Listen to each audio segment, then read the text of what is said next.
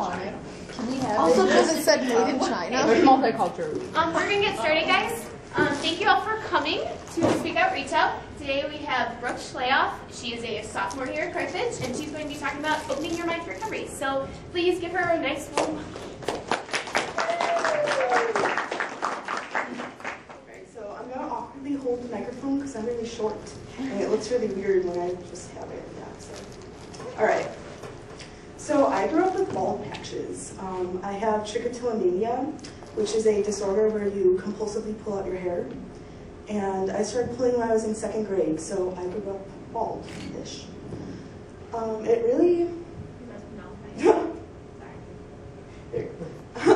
It really is tough to grow to be like a kid and to go through like adolescence and stuff when you have bald spots. When you're trying to concentrate on like your multiplication lesson, it's really hard to also be like smoothing down your bangs that just grew back in, or trying to like kick the hairs that you pulled out during that lesson underneath your chair so no one would see. And it's so hard that eventually it makes you turn into a kid who's depressed and who writes in their 5th grade smiley face notebook that they want to die. And I feel like this has given the impression that I had a really bad childhood because I didn't. I had a really good life. I had a great family and friends. I was so smart that I got to do those enrichment papers in elementary school. I had a dog. I had 2 American Girl dolls because I'm just that accustomed to the finer things in life. Really, there is nothing wrong with anything. But I did have issues with my speech, meaning that I couldn't really talk correctly. I couldn't make the sounds. So I had to go to classes like during the school day for that. And this one kid bullied me for it, but I was the kid who like told on their bully right away, so that didn't really perpetuate at all. But I still pulled my hair. And I figured that if I was meant to stop, then one day I just would. And I denied that it was any type of a problem at all. But of course it was. And deep down I knew that while I was growing up. I was like enamored with Lauren Ingalls Wilder, and I wanted to be her. But I couldn't wear my hair in braids because the ends were so uneven from growing back in. And I couldn't swim underwater at all because when I would come back up, my part would be in a different place. And you could see my bald spots. And of course, I didn't want that to happen. I used my trick as a kind, which is short for trichotillomania, as a kind of security blanket that helped me allow myself to not do anything that sounded remotely uncomfortable at all. I told myself that when I was better, I would begin putting myself out there, and I would make like a bigger group of friends. I would, be funner. I would be in a relationship, but I never got better. I pretty much got worse throughout my childhood and adolescence. And I never really talked to anyone about it at all because I was really embarrassed. I literally don't even have the words in my vocabulary to like describe how ashamed I was. And if you've ever talked to me, you know how very hard I tried to find those words. And it didn't really help that my disorder is pretty unrecognizable. And like, as in Microsoft Word doesn't even have it in its dictionary. And every time I type it, it gives me that like red squiggle line and tells me that I spell it wrong, and I know that I'm spelling it right. But trich is actually a really prominent disorder. It affects a lot of people, but just never talked about or brought up. It's not like in the same type of vogue that other types of mental disorders and stuff are. It was mentioned in an episode of Scrubs one time in like a kind of lackluster joke. And then it was also on the show My Strange Addiction, which, as that show is wont to do, made the woman suffering from it look completely crazy and just out of her mind, and like that she deserved to have this disorder. And then actually though, just in the past couple of weeks, there have been 2 secrets, that was hard to say, about it, and that was really exciting to me. There is the one, like this was the first one, it just says this is the last hair I'll ever pull out. And I actually I laughed when I saw it because I was so happy. And then the next week, there was another one that said the same thing. And it was just really exciting to me because it was kind of like a trend, like people stopping because it's a secret. But anyway, of course I didn't see Post-Secret, and thank goodness I didn't see My Strange Addiction when I was little. And I felt like I was the only one who did this. I felt like it was disgusting and embarrassing and just made it seem like there was something just profoundly wrong with me that I was pulling out my hair. And so being a mom, mine figured out that something was going on after just a few years when she noticed that my eyebrows were pretty much gone. One of my most vivid memories from my childhood was her meeting me at the bus stop and walking me home and telling me that she had hot chocolate waiting for me at home. And I was really excited about that. Hot chocolate is yummy, especially when you're like in 4th grade. But when we got home, she just sat me at the kitchen table and said, "Let's talk about your eyebrows." And I also got hot chocolate, but that's not the part that I remembered the most. And so around then is when the shame really began to take over. From then on, I became very withdrawn whenever my hair was brought up at all, even to be like, "Oh, your ponytail's cute." I hated that. I got angry with my mom whenever she tried to talk to me about it, and I begged her not to tell my dad because I didn't want him to be disappointed in me the way that I was just so sure that she was. And so my and my mom's relationship over the past 12 years has been really rocky because of that, and that basically corresponded like how we were doing with how I was with my hair. And I unfairly associated her with my disorder and with all the shame that came with it. And it made me feel terrible because I really love my mom. She's great. She and my dad are the most important people in my life. And that sounds kind of lame, but I don't really care. They've always let me be completely myself around them, and I credit them with almost every aspect of my personality. I'm ridiculously grateful for everything that they do for me and how much they love me, even when I've hated myself and acted like I hated them. It wasn't until I accidentally stumbled across the Trite Love on Her Arms website in the fall of my freshman year at Carthage and I saw hair pulling on a page like that was listing like types of self-harm, that it really struck me how much of a hold my disorder had on everything in my life. At that point, I knew what trick was. I Googled it as soon as I knew how to work Google. And while its classification of self-harm has been pretty much debated, I consider it as self-harm. Because while it's an impulse, and while you can't really control it at times, I was also doing it on purpose at other times, and I relied on it, and it relieved stress, and it was a coping mechanism. But seeing it written in front of me was really powerful, and that's when I realized I needed to stop.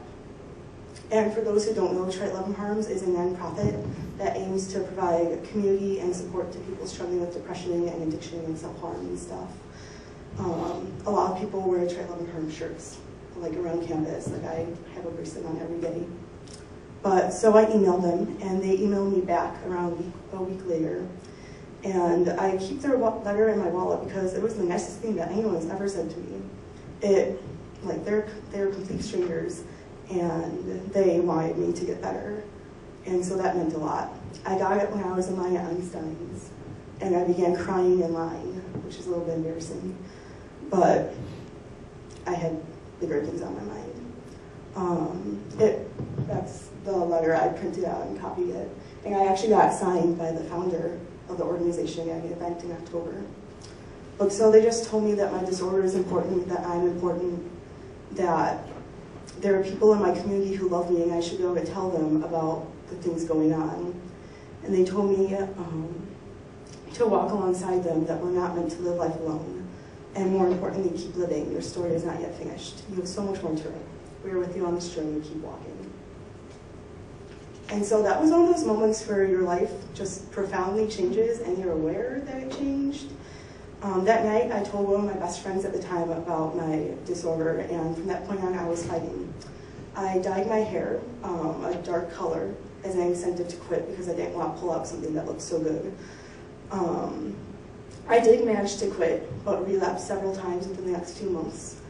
And then that January for my New Year's resolution, it was what it is every year, was to stop pulling my hair, but this time it worked. And it was one of the most difficult periods in my life. I had completely given up cold turkey, my method of handling stress and of keeping calm and just something that was a part of my life. And so after over a decade of pulling out my hair, my hands just always managed to kind of find their way up there, and it was really hard to keep them from doing that. And since I didn't have anything to replace that with, I had a lot of breakdowns, and it was really tough. I kept meticulous track, though, of the number of days I'd gone pull-free, and I celebrated the 50 and 100-day marks because that was something special to me, and I was determined that I was never going to pull again. So when I relapsed in July, it was really, really painful. I had managed to go 192 days without pulling my hair, which is an extraordinary accomplishment. But at the time, I didn't see it like that at all. I saw myself failing like I always did, and I believed that my life was never going to change. I would always be this broken person who's tired of living if it meant that life was like that. And so my existing depression deepened, and I began to cut myself, something that I had only done intermittently in the past, and I stopped fighting completely. I didn't have a job over the summer, so I stayed home all day doing things like singing in my shower and crying and just screaming to try to feel something, because depression isn't always just constant sadness. Sometimes it's just complete lack of any emotion, and that's what I was experiencing. The only thing I was able to feel was like this horrible weight that was pressing all around me, and I could see no way out of it, so I just decided to stay there. I was cutting myself whenever it was convenient to, and I was pulling sometimes hundreds of strands of hair a day, which gave me bald spots larger than I'd ever had, and I could see her shaving my head because it was getting too hard to cover them up. It seemed like everything was spinning, but like everything was also still at the same time, and I wanted to die. I knew that I was falling, but I didn't think that I could get back up again without help, but I couldn't bring myself to ask for it. Almost every night, I fought the impulse to just run into my dad's arms and cry and tell him everything, because I needed his help. But at the same time, I wanted to keep falling. It meant that soon, everything would be over, because for years, I lived under the assumption that one day I was going to kill myself. Like that's just it, like one day I would do that. And so falling meant that that day was coming, and it was coming quick. In September, I was taken to the hospital for stitches after I cut myself too deeply on the shoulder. I was using a new razor, and my hand was shaking, and it just all resulted in something that I'll never be able to unsee or forget. I was in shock after it happened in the ER, where I had to tell probably a dozen strangers that I had done this to myself. The next day, I told my dad everything. I had never spoken to him about any of my issues before, not even about my hair, even though it happened, like he knew, of course, because my mom told him. But, so he drove up to school and we went to Red Robin, and after we just sat in his car in the parking lot for a really long time, and I told him everything, and it was in that moment that for the first time I thought that everything would be okay, and that I would be able to beat this. And his arms around me made me feel safe. Over the next week, though, a few of my best friends at the time contacted the school in an attempt to get me help. I spoke with the school counselor and with the dean of students, and after quite a long series of events, I was almost suspended from Carthage for hurting myself. Also that week, I was told by one of the friends who had tried to get me help that he didn't want to deal with me anymore, and that he would appreciate if I didn't try to communicate with him. That, on top of everything that had happened that week already, on top of everything I was feeling before, led me to Jewel that weekend when I was home, where I was going to buy pills that I was going to take with vodka to kill myself. I didn't buy them, though, because I'm cute. I bought Starbucks ice cream and a Cosmopolitan magazine instead, and I just went back to school and tried to move on with my life. It doesn't really take some huge traumatic event to begin messing things up.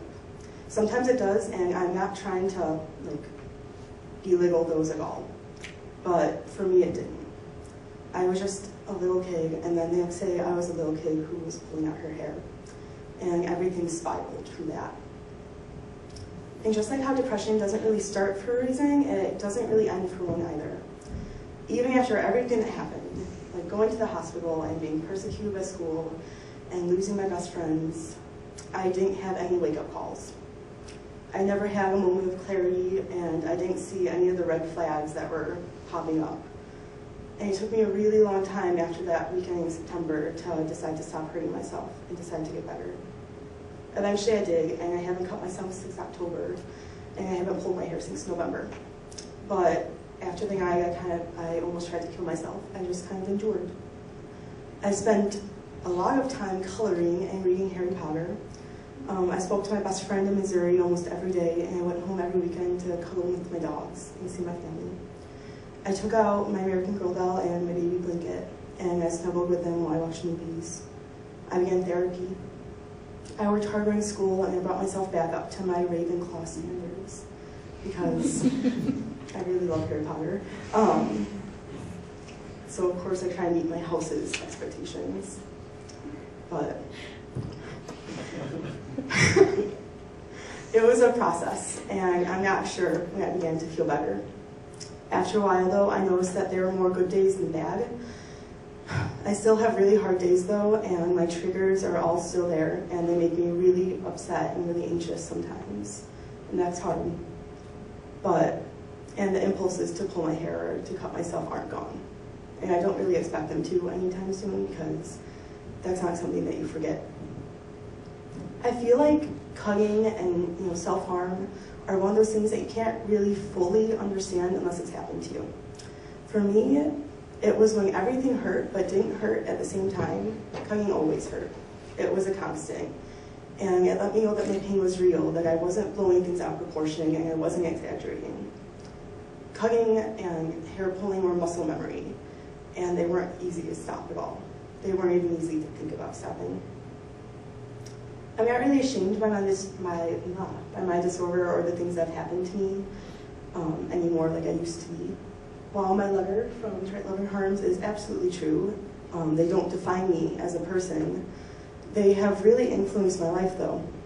And now that I've endured as much as I have, I'm not embarrassed by it.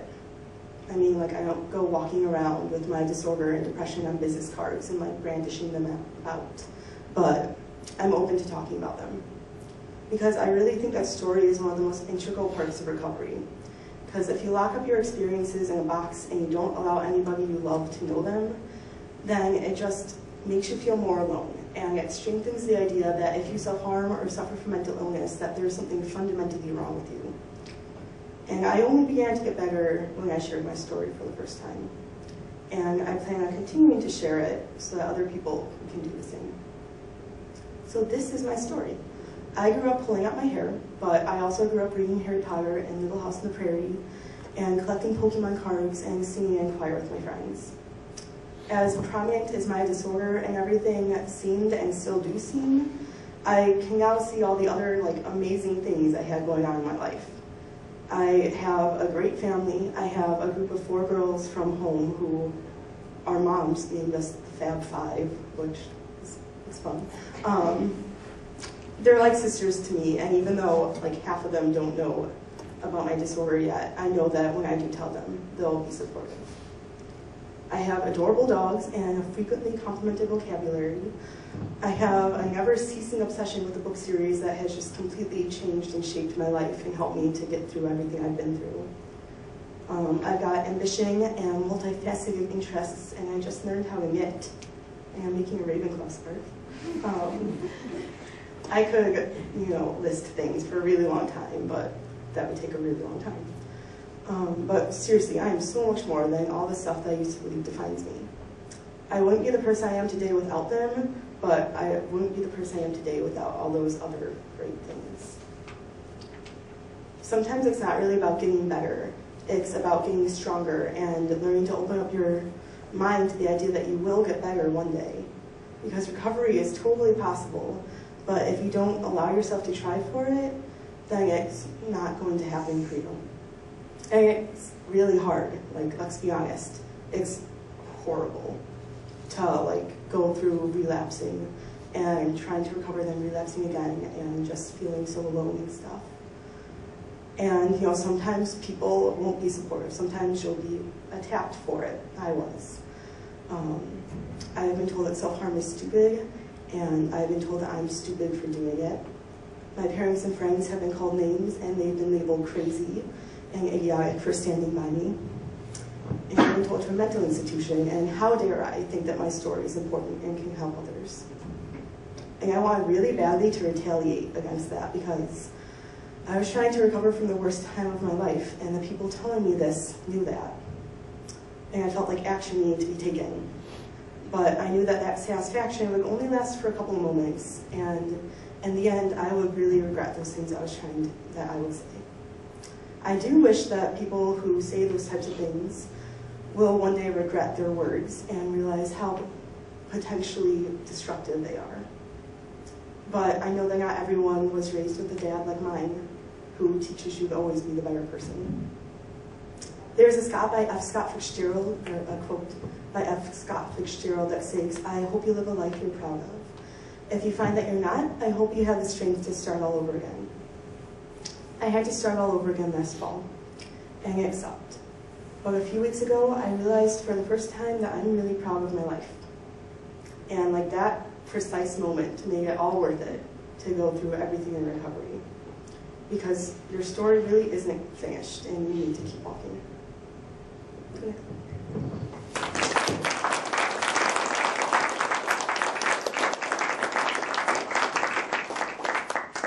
anybody have any questions that you'd like to throw at Brooke while she's standing up here in front of us? Well, if not, I'm sure that she'd be willing to answer any questions you have afterwards. So thank you so much, Brooke, for sharing your story.